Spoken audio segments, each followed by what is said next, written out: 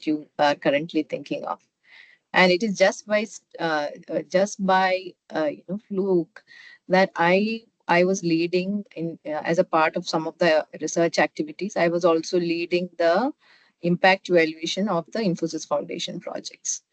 Now, what happened is in the 7 or 8 years that I was doing that, across 100 odd 120, nearly 120 projects that we evaluated of the foundation, a huge part of those projects were research projects. Okay, and these were all funded during that period when there were no directions to CSR, and this is how you should do it. So it was it was all unregulated, you can say. So from there, I got a good understanding of how, what were the successful projects that came to Infosys Foundation and got funded. And when I evaluated them, I had a lot of those insights. And now that I'm in the foundation itself, I also have some insights to the struggles that we have. So I have your perspective, and now I have the other perspective of the funder and the struggle the funder has with when the projects come to them. So I hope to give some of these insights, however useful it is for you, so that you can learn from them, and also maybe think about what are the ways in which this entire thing can be made better, more useful for both sides, not only for how from the perspective of how to apply for CSR grants and get them successfully, but also how can researchers be useful for the larger CSR purpose. That is also something that we should not take our minds out of, because we fail to see the fact that they have a point of view. CSRs want to do some good work for the nation, and therefore there is a role that the other way that the research organization should participate in the CSR work as well. Okay, so let me start. I'll just put up my slides.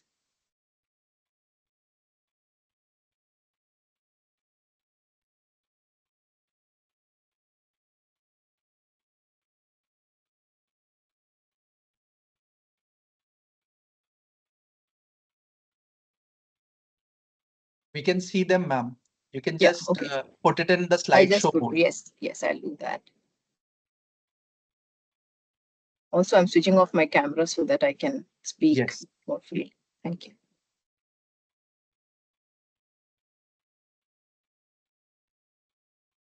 So, yeah, so the title is, like I said, what were some of the insights that I have and which we can think about. And it should not be one way, but we'll also think about doing a Q&A then, so that we have some learning that can happen across.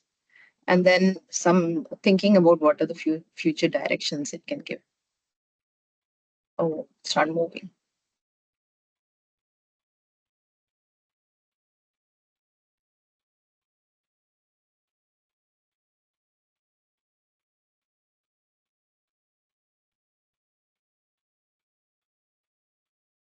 Okay.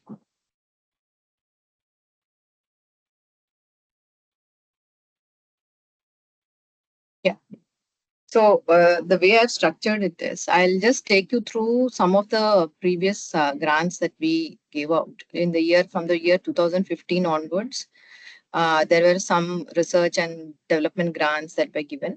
These are not just pure R&D grants, because those days there were no bifurcations that this is a research grant, this is not. So, there are some areas that I've just picked up some of the grants that were given to research institutions. And then we'll look at insights to based on those descriptions, and then we'll think about some new ways. So now let me go through some of the example legacy grants. We call these legacy grants because these were before 2021, before the CSR laws have come in, and it has become a very regulated. So we have, the types of grants that we have given from 2015 onwards are in this categories. R&D, pure R&D grants were given. Some were chairs, some were fellowships, some were workshops. Then there were infra and equipment grants. So I'll just take you through some of these.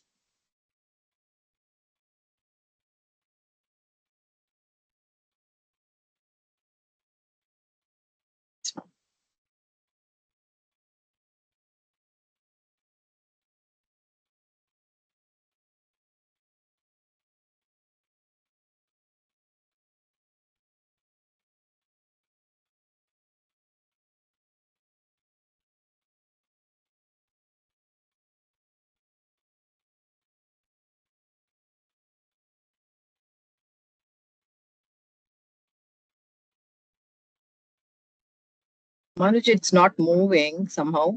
Should I share it with you on email? As you say, if you can just share it with me, maybe I can.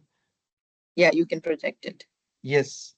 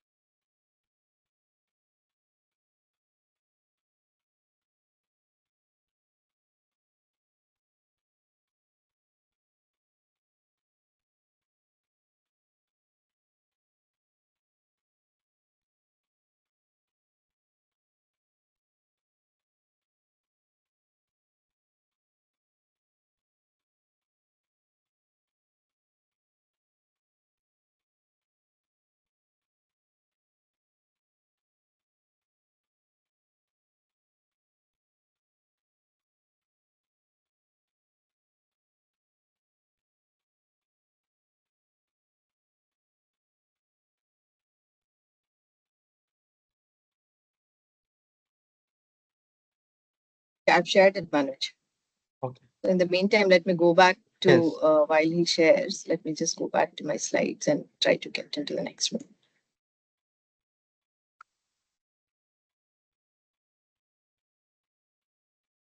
Okay. So these were some of the top that I picked up. There are more, but I could not, because it's very difficult to get charge of the old grants and how they were working. So we gave a lot of those grants that were, which were basically, you know, given to perpetuity. This amounts are, 24 crores. And this was basically for areas, as you can see, Infosys Center for Artificial Intelligence, Triple IT Delhi. So this money is still with them. The project is ongoing, if I would say, because the funding is a corpus funding. So it is supposed to be lasting for a long time. And it was for a particular purpose. AI was at that point coming up quite a bit, and robotics, big data to set up the center. So in fact, the entire thing was to set up the center at Triple IT Delhi. So the impact, the problem with a lot of these things is impact, and but the way it was we concluded was that it significantly improved AI teaching and student quality at Triple IT Delhi, and it enhanced research output and visibility and expanded AI applications. So they could do a lot of those technology and industry collaborations using this particular grant. Second one is Ayuka. I don't know if so many of you know that, or if Ayuka is a part of your. But basically, this was, they work in astrophysics, and they wanted a particular instrument called wide area linear optical polarimeter instrument. So this is in Pune, and we helped them get this instrument. So that was, I don't have the exact how much the cost was, but it was quite in a few crores because it was a huge instrument. Then IIT Bombay, we had given one for on a cancer treatment, which was using gold nanoparticles. It was, I forget, Dr. Ashish Tripathi. I forget who exactly it is, but that's the thing that I'm guessing.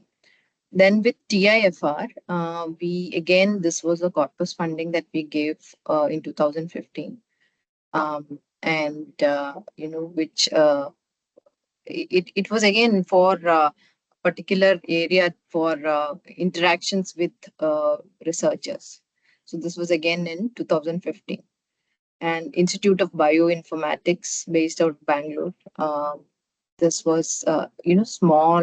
This was small grant. So I just wanted to give you across what types of grants are given. You can have huge grants, you can have small grants, all kinds of grants were given. And this was to establish a translational medicine center for molecular diagnosis of infectious diseases. So this was a very particular uh, requirement of this institute that works in bioinformatics, and that particular center was funded by us.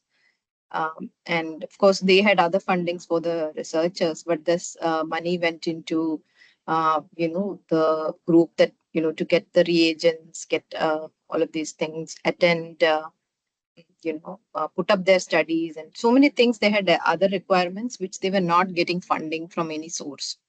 So this is where, the impact you can see. It aids clinicians in providing genetic counseling and assessing future risks. So they could they could do genetic counseling for a lot of people, for some rare diseases. And they also some cancers and some infectious diseases. They could look at how molecular diagnosis would help with all of that. Chairs we did with IIM Ahmedabad, the ISC AIMS, ICTS, where we had given a name, which is almost all these chairs were given this Infosys Foundation chairs.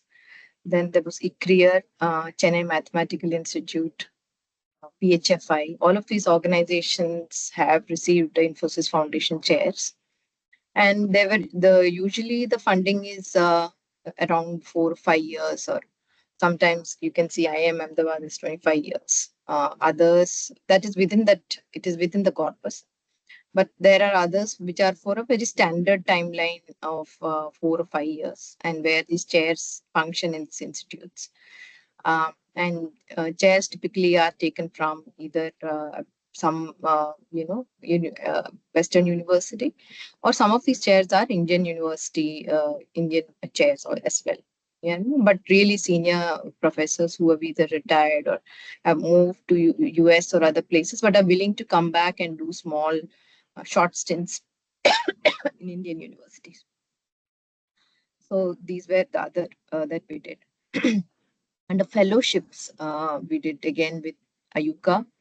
TMC, we have given fellowships. I don't know if the TMC team here remembers, but this VA had given this some time back. And then there is NCBS and TIFR, IC, ISAR, Pune. And in NCBS, I think particularly Bangalore Life Center.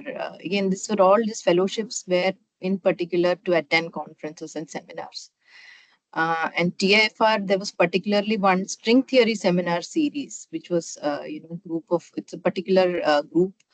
We funded that entire fellowship, not only for the students who were going from here abroad to attend seminars and uh, seminar series, but also for international people to come in, and postdocs and faculty to travel in and stay at TIFR and interact with the students, and even do public functions, for example. Same thing with ICTS. We had multiple grants. We did this excellence grants, again with for collaboration with foreign institutions, lecture series, which were named. And these were including lecture series for public, okay, which were done in Bangalore. And some of these have been really very popular because these were done in public places where there were public interactions with people, and people came in from all walks of life, schools, colleges, and asked, could have interactions with scientists to understand what they do, not only to encourage scientific temper, but the entire intention was also that there is a connect of the researchers with the people, and the other way around. So that was quite a good one. And there was a winter school. So this, you can see the last one in particular was a winter school was single event. Now things have changed, so we'll come to that story, how things have changed and how these things may not be, some of these things may not be possible anymore. And also equipment and infrastructure, there were multiple grants that we gave out to not only research, some of these are medical research institutes, infrastructure for research for hospitals. We have given out medical equipment as well to multiple hospitals as well. So let me just now go into the insights from each of these, and what was the thing that we understood from funding these kind of chairs and all these kind of things. So some insights. One with let's start with fellowships, because this were, as you could have understood, fellowships was the highest kind number of grants were given out to fellowships. These were multiple types of fellowships. Almost all were travel fellowships for PhD students to travel either abroad or come in to India, and within India also there were travels. So this is over and above what UGC grants would allow. So UGC grants would particularly look at giving some things. So and other things were not provided. So what our grant did was, we didn't want to duplicate what the government was already providing, or to provide a side to others who have not qualified for UGC grants. That was not the purpose. What we did was, we plugged in the gaps for because sometimes these grants were never enough to go and present and do meaningful work. And also, after the presentation is done, further collaborations and other things would lack. So that's where our fellowships would help. And these were also, we tried to insist to organizations that, you have to be very clear as to how you will select people into the fellowships. And there has to be a selection criteria, which has to be based on merit. But we have lots of, the first point is all about the challenges we faced, because documentation was never enough. The impact was never captured properly, because we expect that even CSR money is seen as public money, and we are, as CSRs, we are very accountable to showcase how we use that money meaningfully. We are answerable not only to our boards, but we are also answerable to our people who invest in us, our investors, people who are shareholders, people who work, our staff, everyone, right? All of us, we are answerable to, and therefore it is very important that we are able to provide this kind of data. So, there was no specific format. Typically, what would happen is that the fellowships would happen, but we'd never get any expected outcome, which was very specified, or sometimes we would provide that, but in formats, but we never often got the response in the same format, because it was not there. And there is no one person who might be responsible for in an organization to put all this in place and send it to you. So it went undocumented.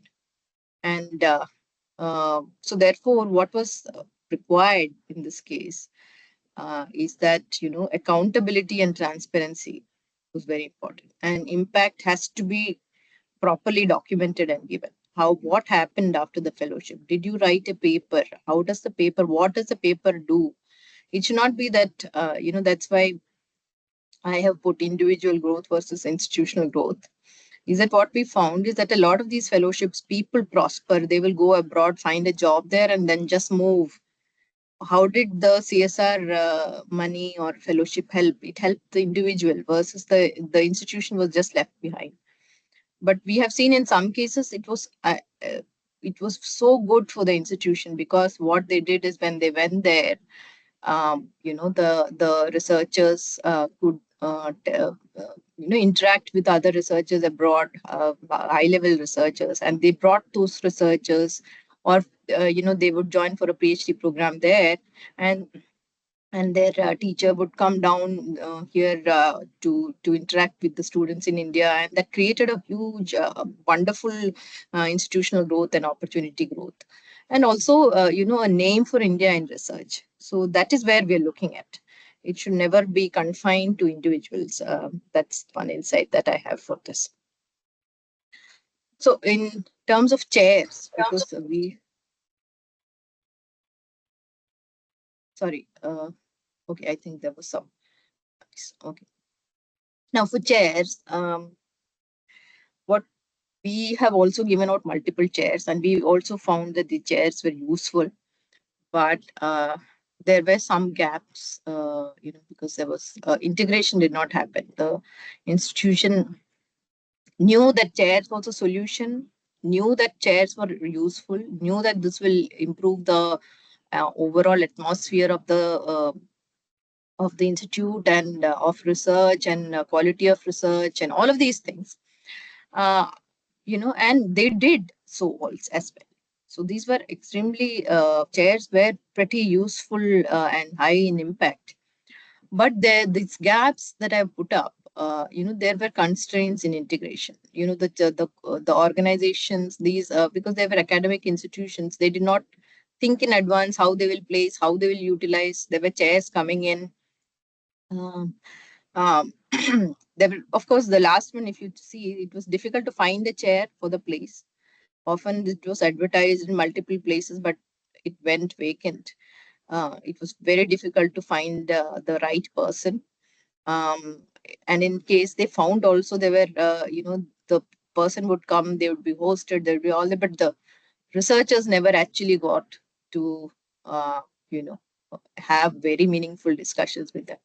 And sometimes, given the hierarchy that we follow in a lot of the institutions, the meaningful interactions were with the top researchers and the future researchers, which are the young researchers at the bottom of the pyramid, often did not have that kind of access that we would want with the senior chairs.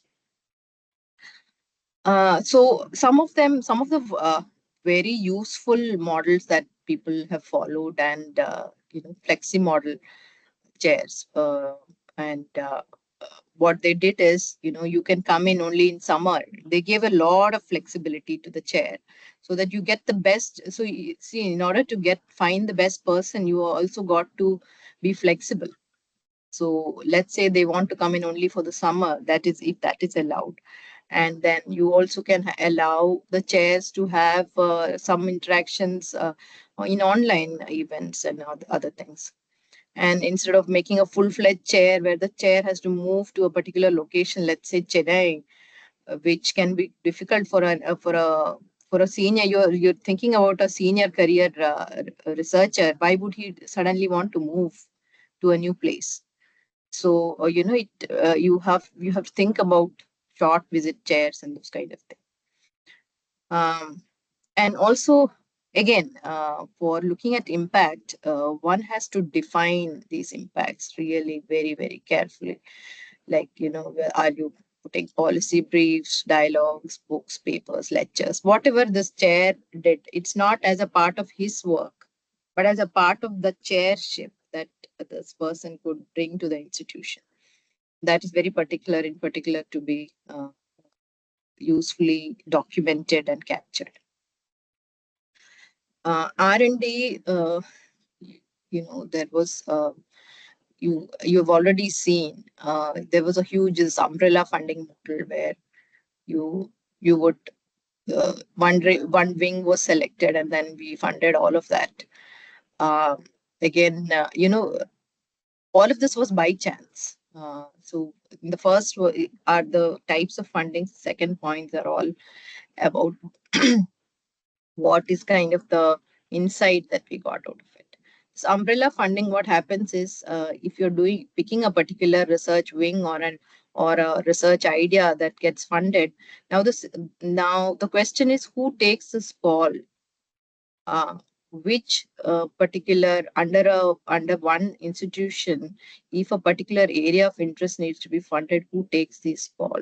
That and there's no ranking system or looking at academic or scientific productivity or innovation that comes out of that particular wing or that particular group that is used for the selection of that particular group for putting up for uh, funding. Now, whoever is smart and who approached us got the funding. That's all that happened there. Now, second thing is gap funding. So if you have large project and the government is partially funding it, and some projects partially government is not funding or somebody is not funding, then that was funded. Now, again, it becomes very difficult to look at the output and outcome out of these kind of fundings. Okay, so so what is it that you gained out of it? Out of that, what did the CSR? What was the CSR impact that came out of it? This kind of understanding and this kind of reporting is very important from for a CSR funding, and that uh, has to be, that's a place where you need to step up and do a lot more and think before you jump into the CSR space, because it's if the CSR eventually finds that it is a situation where you give the money but then you are running around for information because you need to give it to your shareholders or your people, it becomes like a very difficult relationship, right? So that's the third point when you have output reporting. And often what they would do is they'll send you their papers. And, one skill that people need to learn in R&D, in CSR, communications with CSRs is to put present in layman words. Everything, every technical or scientific paper. And unfortunately, this is the biggest gap in R&D that in communication that I find in the Indian situation. A lot of our researchers are very good in understanding and doing technical work, but have very, very poor or limited skills in uh, in presenting their work in very simple layman terms, because people feel that the more jargon we use, the more knowledge we have. But often people who are sitting at the top, who are listening to your ideas, are super intelligent in their own space. But and they don't want they want layman, clear, concise layman language for understanding a project. So let's go to the way forward. Uh, from the CSR perspective, some points that I just put across from my thoughts.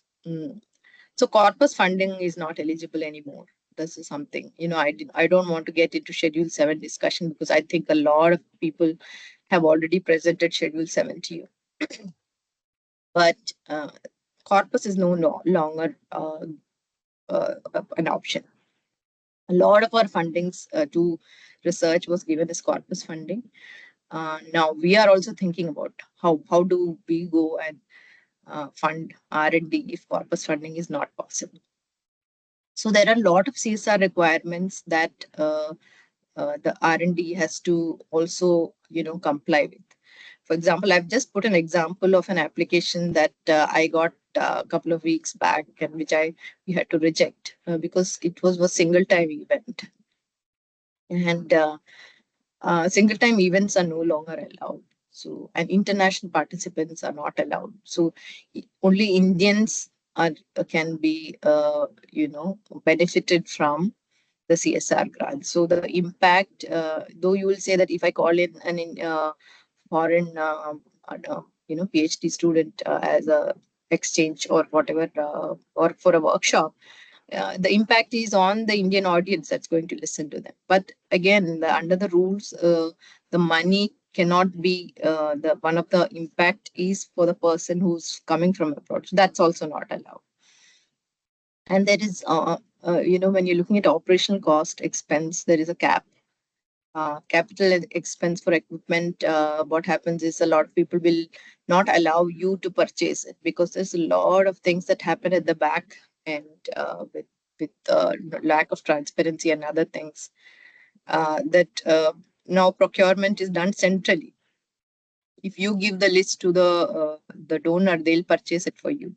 So there are a lot of things that you have to adjust with because of the history that is there in these kind of engagements. And also, this is a new trend. The company CSR has now started formulating strategies.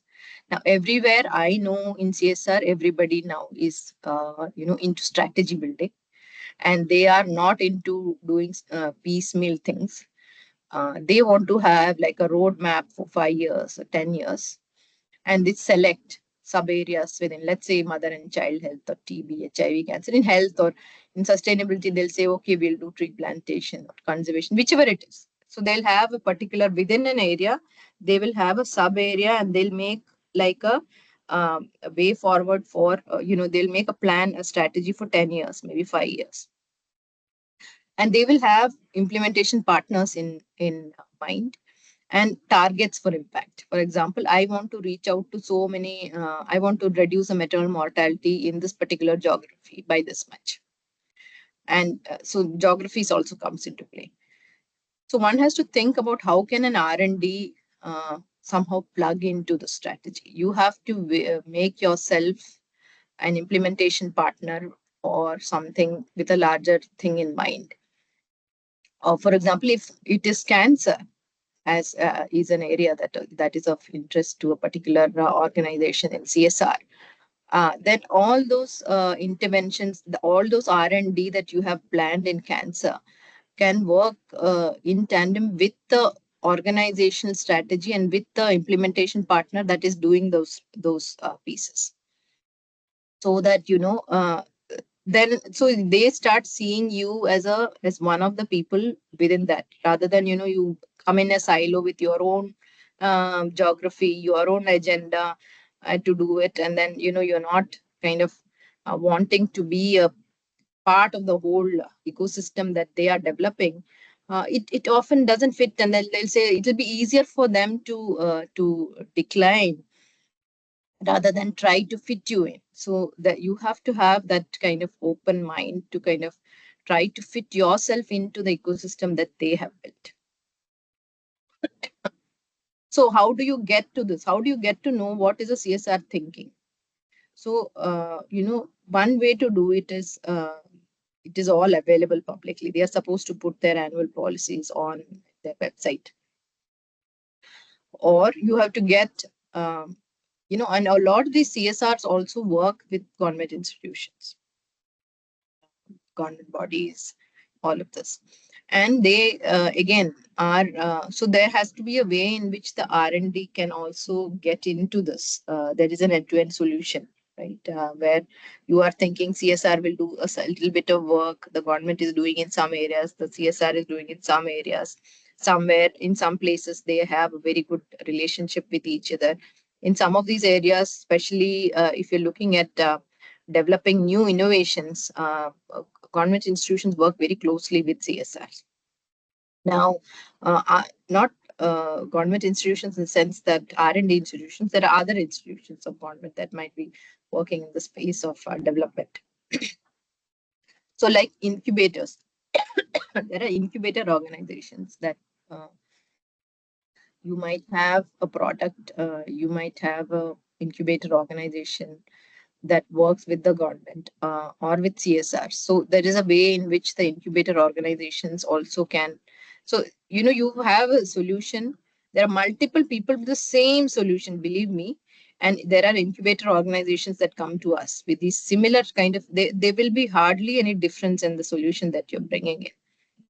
And tech solutions also need to kind of create a kind of a band to think, network with each other. What is the solution you're doing? And, you can, with these incubator organizations, come in and approach CSRs. Also, proof of concept has to be established for a lot of the CSRs. People will not come in with something that is completely new. Completely new, it will be difficult if you're trying to put it into a intervention. So if it is a purely R&D, that is a different thing. And if it is a new, if you are looking for plugging a solution into an intervention, then the POC has to be established. Now, I don't know how applicable this open RFPs are, but open RFPs often are not for R&D. Open RFPs are often for a lot of these strategies that they put out, CSRs put out. Like they'll say MNCEH, they are going to work. They are going to work in mental health. They want to do something for student or something like that, education. So these kind of things they will put up.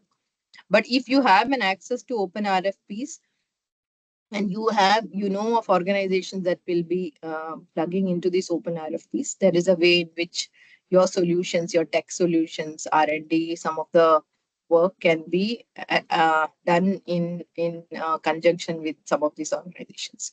This is very new. I'm just talking out of my head because I have seen that the RFPs that come in are never for R&D. R&D RFPs are, I don't think, come across at all.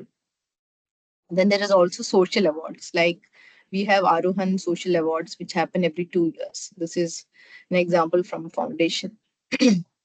In social awards, we look for uh, tech solutions, which are not already POC, but these are all tech solutions that people have created from different research organizations, and they want that initial money for developing their idea or selling their idea or making it into kind of a product. These are called social awards. You can look them up. They happen every 2 years, and um, and and a lot of these solutions are tech solutions. They are not just solutions. They have technology involved. Otherwise, innovation. They are social innovation awards. They are Arohan one. So we are looking forward to innovations that actually can find a solution for a lot. Now, also one thing that one has to keep in mind is the time that is taken for a proposal to develop and a proposal to find a place uh, yeah, in a CSR process. It takes a long time. You can see I put the steps in so that you can see the steps involved. This can take anywhere up to 6 months. So you cannot have think about a project idea and think that you'll get funded in the next 2 months. You have to give it 6 to 8 months because there will be multiple stages. They'll ask for concept notes. They might ask for mandatory requirements for things. Some of these are not applicable to you, but some will be. Then they'll ask you for detailed proposals, budget breakups, uh, multiple things will be asked. Then there will be, this feedbacks that will come in from people, and there'll be clarifications that will be sought. It will take you at least 6 to 8 months of follow up to get through the award. There might be site visits where they'll come to your lab and see what you're doing and all of that. So it's a very, very, you have to be patient with the process because this is the requirement for almost all CSRs. It's not a single person who's going to take the decision. It's a group of people, and all of these people have to be seeing your merit. Again, I wanted to put this up. What happens if you're selected? Because this is also very important point in the continuity of the relationship once you get a grant. It's not about landing a grant, it's how you keep the relationship so that you continue receiving grants. Otherwise, once they give you a grant, they're not going to turn back and look at you again.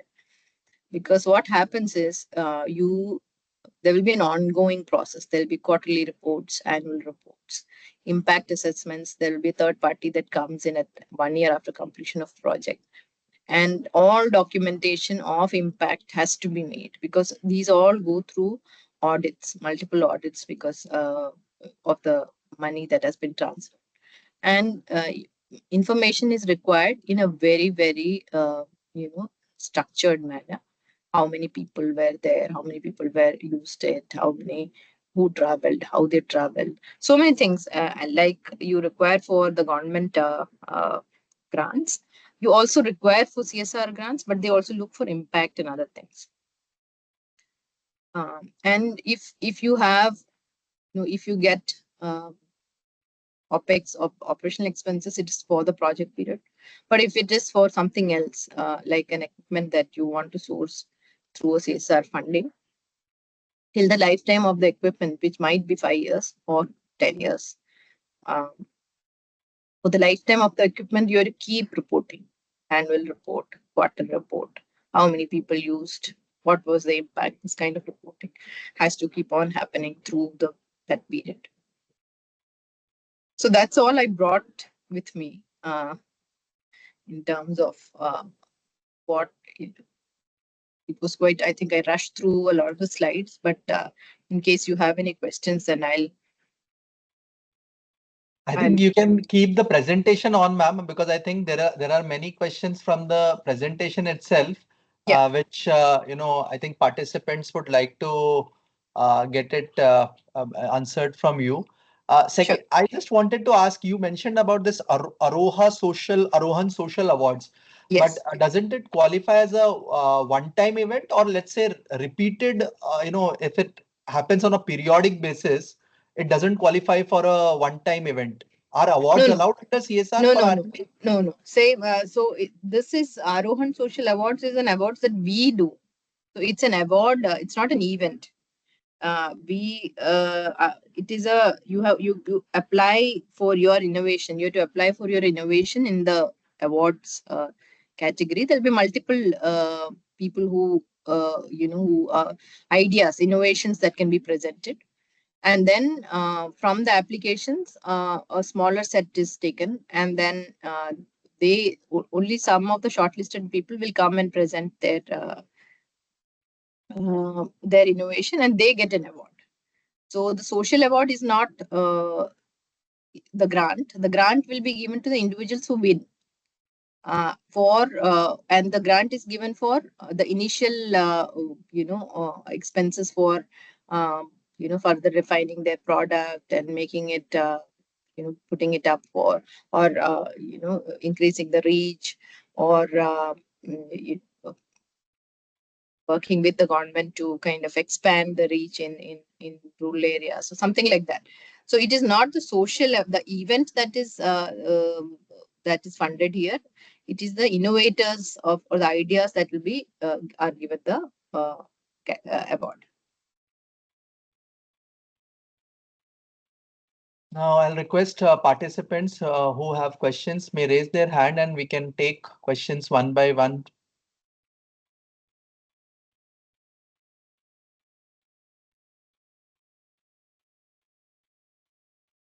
Second, is there anybody else? Second question was that you mentioned two scenarios, right? One was pre 2021 and another is post 2021. So I Yes. wanted to ask, is fellowship chairs and equipments and apparatus, is it still permissible under CSR Yes. for R&D? Yes. Yes. And that's why I put that in the way forward. I think I did. How Yeah. So Can you just give see a if you. brief background? How does this chair and fellowship work? Let's say some institute, if they want to submit a proposal regarding a chair or a fellowship, Hmm, what is there in the project proposal? Because I think many of us would like to understand, these are not the typical projects that we write day in and day out to a funding agency. hmm. So let's say chairs and fellowships, how do they work, ma'am? If you can just give some idea on that. Yeah. So, in terms of, are you asking just in terms of application how it works? Application, in terms of Yeah. application, what are the deliverables that you expect in a proposal, ma'am? Yeah. So, if you are putting a chair now that corpus funding is not eligible anymore, you can't say that I'll keep this corpus and then that the chair is or the fellowship is funded completely. So you have to give when you make the proposal, it has to be inclusive of what this chair will do. What are the number of policy deliverables that'll be due? What are the number of academic deliverables that will be due to the chair? And what the impact should be clearly. I think in chairs I had clear mentioned that number of public engagements that this chair will do, number of papers, number of interaction with students. All this need to be clearly mentioned as when the application is made. Uh, uh, Otherwise, in the concept note stage itself, people will not see a CSR value in it. unless it is very clearly mentioned, defined outputs are mentioned, that if we do a policy dialogue with government, we'll make these changes. These will be the book that will be developed out of it. Number of books, papers will be written in this particular areas. So many number of lectures will be given. So many public engagements will happen, and therefore, and it's not just this output level things, and therefore, we see enriching the scientific temper in this particular area. So that it has to be very well defined if you're applying for a chair. Same thing with fellowships, like the UGC travel fellowships. You just cannot ask, okay, I want to travel, will you fund me? Because that doesn't work anymore. CSR will see no value in it unless you are saying that it is like a event. It's like a uh, uh, plug in a long chain of events. Say that we'll do this for 5 years, and we will send all of our people in a particular place and to do this particular thing. And therefore, these are the outputs that are clearly that can be brought out. And impact will be clearly like this. It should not be individual level. Mujhe mil gaya, or I will go and do a PhD abroad, or I'll do a postdoc abroad and then move out of India. No, there has to be the outputs and outcomes have to be defined at the level of the institution and at the level of the change that it will bring to the nation. That is where the definition should be, and therefore then the CSR starts seeing value in it. If I put in there, what do people of India gain? You might become a great scientist, but that's not what the CSR money wants from it. So it's all in writing and communicating your idea. Dr. Mangesh, I think you had a question. Yes, yeah, this is Mangesh. Hello, ma'am. Actually, this is specifically from chemical and energy segment. I want to ask because the spirit of CSR that whatever funding comes, there nothing goes in return with respect to business perspective. Yes. But if you have mentioned some gap funding, so there are some areas where very crucial components, suppose membranes or which are completely imported, and as a country we are depending on the other countries. Mm. But nobody is ready to enter into that areas for the development. Sometimes government funding gets or sometimes not.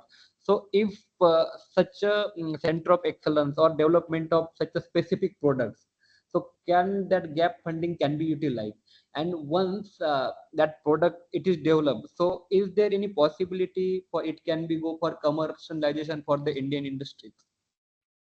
No, nothing that is funded through CSR can never be commercialized. Okay, Okay. okay. Mm-hmm. It is not allowed, Not absolutely allowed. not allowed, that the product that you develop through a CSR money is commercialized and then for somebody else makes profit out of it. That's not allowed. However, uh, what you can what one can do is, when you present this idea, the entire idea again is about communication. What is it that your idea is going to bring for the nation? That has to be very clearly defined. That if it is going to where will you plug it in? Is it going to create a public good that is free of cost, available to everyone, Mm-hmm. so that it can be taken and developed into something else? Yeah, Then that is possible. If it's a I free mean, public good that is being created, mhm. or a knowledge that is being created that can be shared by Indians to further India's research work or something like that, then that is okay. You cannot create a But commercial product out of CSR money. and he got it. But suppose before that knowledge or product reaching to the general public, somebody has to make it. So in that case, means we develop that is one thing. It should reach to public. That is another thing. But somebody should come and make it. So I just want to know your perspective on that part. Yeah. So this is the catch. So this is the catch, that whatever Mm-hmm. product you make Mm-hmm. will not be used finally for commercial activity. It can be used for public good. It can be used, for example, I create an app Mm-hmm. that can it's a tech app I create, that will make sure that from rural areas, if I take a picture of the eye, that gives me an easy tool to diagnose all problems in the eye. And I make it, and this is a free public good that anybody anywhere in India can use. I can Okay. go give it to government institutions free of cost. I can, what is the OPEX that is available? I'll develop this product, give it to the government free of cost. Train the government doctors, nurses, ophthalmologists, whoever is in the eye care industry in the government sector. It is given free of cost. They all take it free of cost in their this thing. They get trainings, all of this, and it is embedded into the health system, and they use it. That is when it. So you cannot just say I created a public good. I just created an app. No, you have to have an end-to-end solution. The solution should be end-to-end. I create it. I work with the government, and you have to show proof of how you work with the government. You can't say this in the air.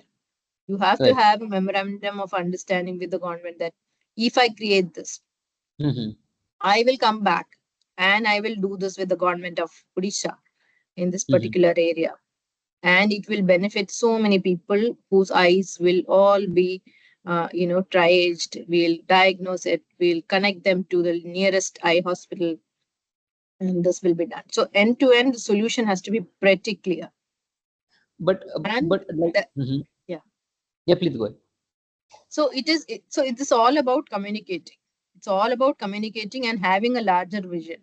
If you have a very, very, very focused thinking, मुझे ये करना है, मुझे funding चाहिए, it is likely to be seen as a thing that is not going to have a lot of takers. Okay, you have to see, you have to bring back and think about how is the solution going to plug in into things so that people get some benefit, and I can showcase my product is going to benefit so many people in the long run. Okay, so means somebody has to manufacture. Suppose government or any private entities. So suppose we gave it as a free license, means without taking any money. But so suppose private entity is manufacturing and maybe providing to government. Is such a ecosystem is possible? Like, and does it eligible? Yeah, so that is something that you have to see if it is going to be free of cost, if a public good is created and that is put that is plugged into the, let's say, the government system, then it should work 100%. Okay, So thank you. R&D cannot be just done for creating a good that will tomorrow give you benefit. That's all. Yeah, got it. Thank you. Dr. Alpana. Yes. Thank you. For this. It was really helpful. I just wanted, just following on from Manoj's question. You mentioned that the one-off kind of events are not being funded anymore. So, for example, if we want to organize, say, uh, trainings or workshops, but if they are held in like a program mode, as in where we commit that we will be doing, say, multiple workshops every year or at least one workshop for the next 2-3 years. Do you think something like that is will the CSR be interested in? Because that is something that we regularly do, but it will be nice to get some funding for it and so that we can hold those workshops. Yeah. So, I think in fellowships also I was mentioning this. It's when you put your proposal together, it should definitely not be a single time event. It should you should look at it like as a plan for 5 years, and it should not be event.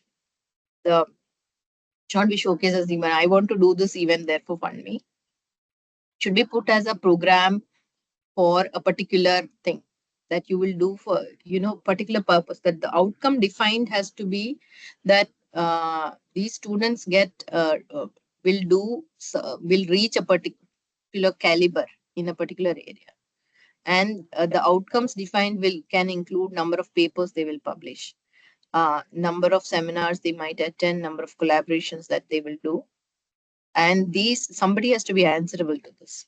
The organization has to be answerable to this. And when you present, again, about communication as well, if you are putting when you communicate, it has to be brought out as, let's say, in condensed matter physics, we will create a new set of deliverables, or this particular problem is something that we are looking forward to solve, and at the end of 5 years we will do it. And for that,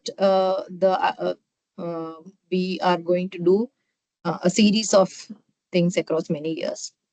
And this includes, and you can have other collaborations, you can have other things that are added to this. So single event, which, after the event everyone forgets, doesn't work. It has to be something stringed to a series, a meaningful outcome that comes out of this event set or series of events. Okay. Thank you. Ma'am, picking up from Mangesh's question, let's say if you have a high-end skill development center, you write a proposal for establishing a high-end skill development center, and you write a proposal for 5 years where you have a quantifiable impact matrix. Let's say you are going to train 10,000 students in cutting-edge life sciences and other things. So probably to make it self-sustainable, let's say beyond the project duration of 5 years, even though it has been funded by a CSR grant from a corporate, can we run the center at, let's say, no profit, no loss basis, where you charge for the consumables, for the manpower, for running of the center, for electricity and other expenses, based on whatever you are spending. So it's not a profit, but to make it self-sustainable, can you charge let's say a nominal fees or something from such projects once the project duration is over? Yes, that can be possible. So running costs and all that, OPEX, operational expenses are allowed. Operational expenses are allowed. It's only that admin expenses should be within 5%. As for that is as defined by Infosys, but most people want admin expense. They look at your budget and see if there's too much admin expense, they'll do want to do it. But if you limit admin expenses, OPEX is allowed. OPEX is allowed, but the product that comes out of all of this OPEX cannot be, you cannot have, you can have IP, Indian IP is good, but you cannot commercialize it. That's all. Okay. And one very important point that you mentioned in today's talk, that international collaborators are not allowed for R&D projects. That's what you mentioned in one of your points. Yes. Okay. So even though it may be a, let's say, even though it may be a collaboration with an Indian counterpart, that's also not permissible. No, so that is how we interpret it. It's very difficult to interpret, policy documents that come from, or let's say, CSR rules that come from. The way we here are interpreting it is that only Indian individuals are allowed to have impact. Because you might say that, okay, the impact is on Indian students. How will you back that up? You might have impact statements, but you are also saying that some of the outcome of that is by an individual who is not of Indian origin, right? So I don't know how other CSRs see this or how other CSRs interpret this, but because no one can speak for all of CSRs, but from our point of view, we don't accept it. We don't accept that, a foreign researcher or a group of foreign students, exchange programs and those kind of things won't be allowed. Dr. Manoj Kumar has a question. Please go ahead, sir.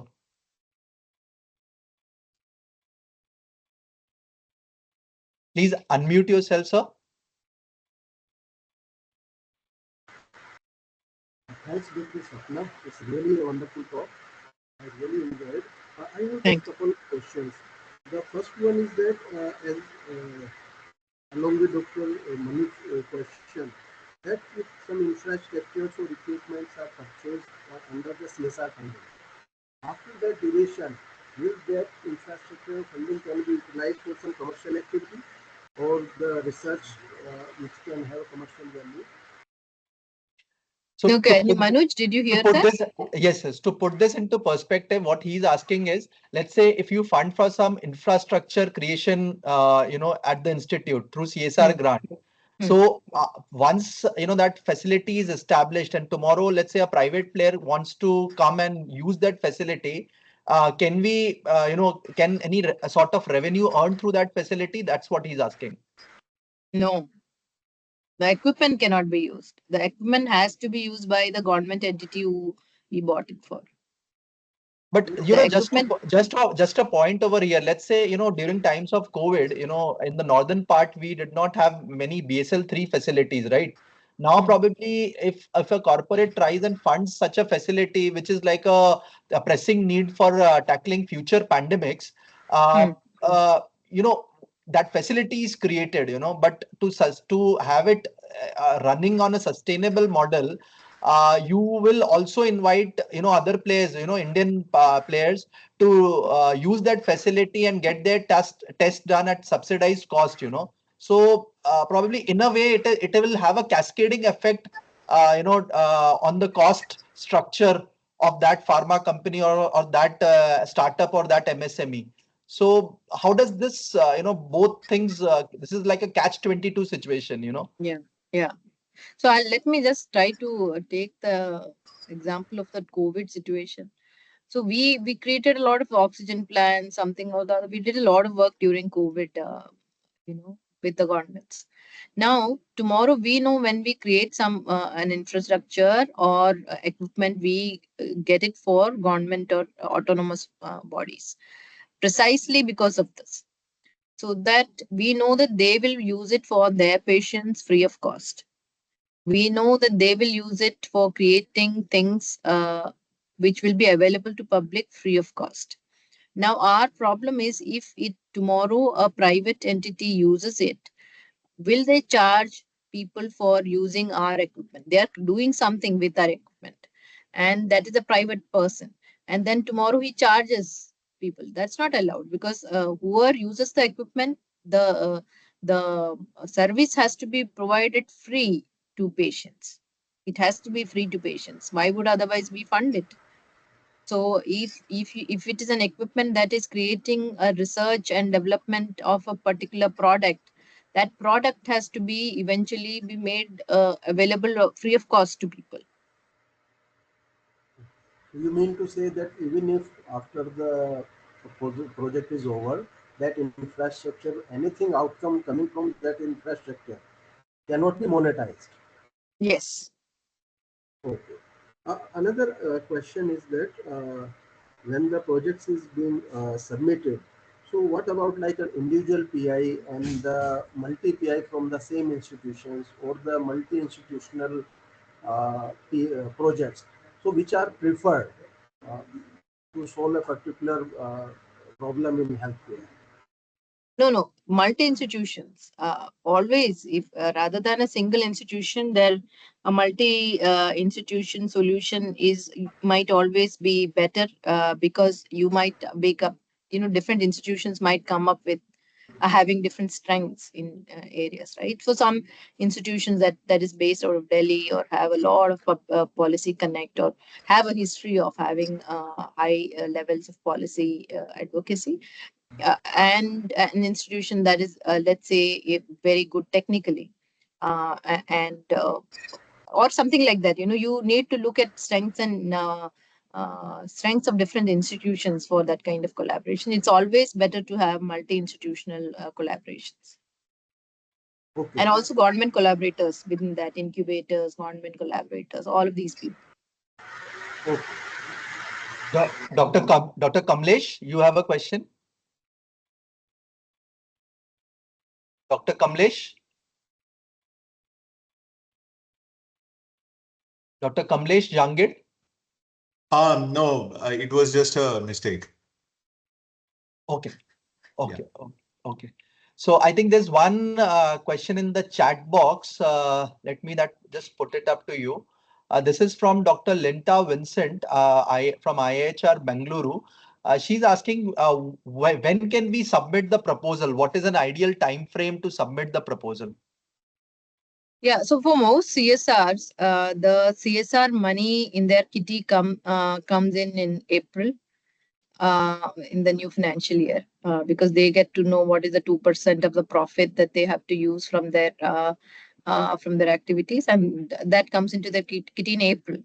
So I would say the earlier you start applying, the better it is. But I don't see any defined timeline through the year. It is usually CSRs are open, but strategy happens usually in the first quarter because they want to set it and start giving out the money.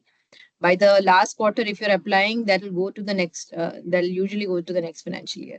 And any which ways, like I was mentioning, the timeline is 6 to 8 months turnaround time for any of these proposals. So it's you have to, you can pick and choose when you want to be. It can be pushed to the new financial year if you, I mean, if it gets late. Wonderful, wonderful. Are there any more questions? Anyone has a question before we try and wind up this session? I think Dr. Tanmay Patra from NCL. Please move. Go ahead with your question, Dr. Tanmay. Am I audible? Yes, yes, you are Yes. audible. Yeah, thanks for the nice presentation. You mentioned the quantifiable impacts a funding agency would expect for the chairs, right? Now, in terms of CSR funding for R&D, we understand that it has to talk about or describe the impact aligned with SDGs or describe how it would help the community. But what are the quantifiable impacts that a CSR laboratory could propose or offer to satisfy the general expectations of the funding agency? Yeah. So if if one goes by the classical definitions of what do outputs mean, what do outcomes mean, what does impact mean, often impact is typically in the research language, impact is often defined in a way that's very difficult to measure. But let's say in certain cases it is measurable. If I'm saying I'm going to make a great dent in the maternal mortality rate, you can look at the next time, you can look at government data for that particular district or that particular geography to see whether there has been a change. But for certain other areas, it is not possible. The impact will be, at such a high level that it is difficult to, especially in terms of it. It might be, qualitatively, it might be defined or it might be measurable, but quantitatively, it is very difficult to kind of. But what one can do is one can have a mixed methods approach to kind of uh, uh, to define and measure your impact. And a lot of the long term and short term, even in outcomes, you can take long term outcome and short term outcome to define what is going to come out of the program, right? For example, you want to look at number of mothers who are accessing care, or if it is I don't know, a lot of labs might be working on certain let's say instrument that you have developed or technology you have developed for early diagnostics for certain things. So number of people who will be positively diagnosed in a short period of time. So you are not only the diagnosis, the time that is there for getting the result out is shorter, and therefore it improves quality of life of the patient. So those kind of parameters are always definable. There are, for every impact and outcome, there will be certain extent of quantifiable parameters that can be easily defined, and they have to be the smart ones, which are definable, measurable, reliable, all of those things. Thank you. Thank you. Thank you, Dr. Sapna, for that wonderful insight. I think today's session, the insights that you have given are more from a funder's perspective. And I think we all have a lot to carry with us, what the points, the bullet points that corpus funding not eligible, one-time event not permissible, international participants in some cases as per your perceiving the Interpretation. policy interpretation, it's not allowed. And then admin expenses at 5% capping, individual growth versus institutional growth. I think these are some of the points that we all will carry with us before we submit any proposal to the corporate. The final remarks that you mentioned, that if it's a multi-institutional project, it stands more chance to be funded, because you bring complementary expertise. So, each slide of yours was something like a deliverable for all of us, where we can, it will give insights for us to how to write a project, how to submit a project, in which areas to target. So, and you have given a starking comparison of the legacy CSR funding vis-a-vis the present CSR funding. So I think those insights were really, really very important to us. And thanks for your time. I also see that you are not keeping well. So, but I think you have spared that time. Really, we are fortunate enough to have you for this session.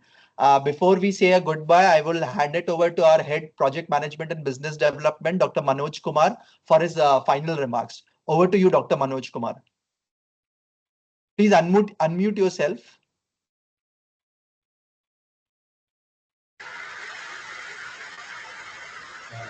Thanks, Manoj, for organizing this important webinar series on the CSR funding. And I'm thankful to Dr. Sapna Nair for bringing out the complete structure of the CSR funding at Infosys, and what are the important aspects which we have to keep in mind while making our project. As rightly pointed out by Manoj, that each slide is having so much of information which would be really helpful to take the things forward while we are applying for the CSR funding. And also the other aspect which we talked about, that what are the the funding is available to different IITs, ISRs, AIMS, and what was that spectrum, what kind of the areas in which the things were funded. So those are really important. And also it is good to know that this funding is not only for the R&D project, but for the infrastructure, for the fellowship, for organizing training, encompassing the different aspects of the, which are very important in the growth of the society. So, with that, we'd like to thank Dr. Sapna for making such a wonderful presentations and sharing her vast experience in this area, which will be really valuable to all of us who have to participate in this event and listen to it. Thank you, Dr. Sapna. So, Thank you. to thank our director, Dr. Sanjeev Khosla, who has always supported us to organize this webinar in this particular area, and also the funding by the DBT Welcome Trust to organize this event. And I'm also thankful to all the participants, all our colleagues who are from different institutions are today listening to this, and I hope they will take this knowledge further in their respective institutions to make better programs, better proposals for the CSR. With that, thank you, Manoj, for taking care of arranging all these things. With that, I will thank everyone who have participated today. Thank you, Dr. Manoj, for such a lovely ending, and thank you, Dr. Sapna. It was Thank a you very pleasure much interacting for with the you, and thank you opportunity. to all the CSR noodles. Thank you. With this, we end the session. Thank you.